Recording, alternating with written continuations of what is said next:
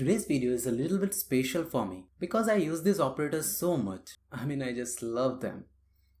Namaste everyone. In today's video episode, we are going to talk about distinct and distinctUntilChanged. We are going to have a practical session on these operators very soon. If I have already made the video, you can see the card on the screen. If you don't, then you just need to wait and please stay tuned. Alright.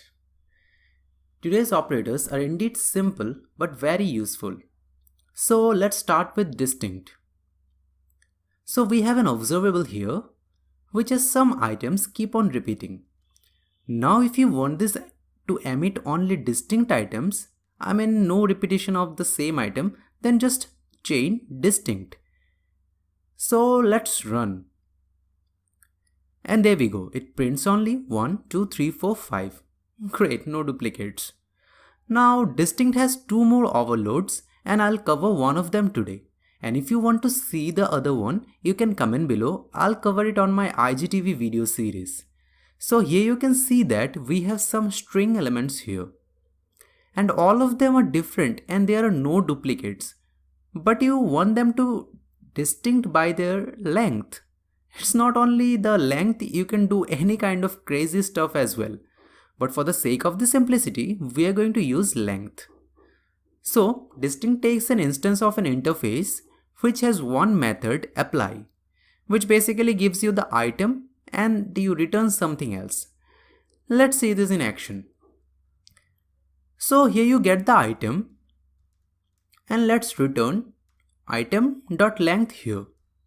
You may see this warning saying this can be converted to a method reference. So let's do that. And let's run. There we go, it prints only the items which have different lengths and ignore the duplicate length items. So now that you understand distinct, let's try to understand distinctUntilChanged. So here we have had the same items as before. So let's chain distinctUntilChanged here. And let's run. And there we go, it does not print any duplicates. But wait, why it is printing 1 and 2 again? As the name suggests, distinctUntilChanged will not emit any consecutive duplicates. As we are getting two ones together, it is going to emit the first one only. And now that it gets 2, which is obviously different than 1, then it will print 2. Now if I put 1 again after 2, it will print 1. As it will check whether the item that it is going to emit is the same item as previously emitted item or not. If it is same, then it will skip and go forward. And like distinct overload, distinctUntilChanged has this overload as well. So again, we have the same data as previous. Let's chain distinctUntilChanged with the string length.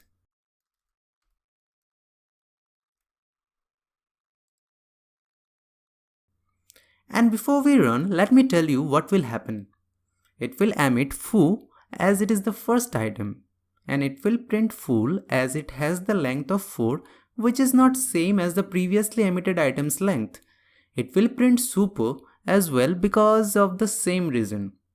Now it finds false, and it will print false because the previously emitted item has a length of 5, but it will skip foil because false has the same length which is emitted before the foil. So let's run and check the output. And there we go, it emits the expected items. So, was that interesting? If you have any doubt regarding distinct and distinctUntilChanged, then comment below or message me on any of my social handles. And if you liked today's video, don't forget to hit that subscribe and bell icon so that you don't miss the video that we upload every Sunday. It's me here signing off. Thank you for stopping by. See you next Sunday.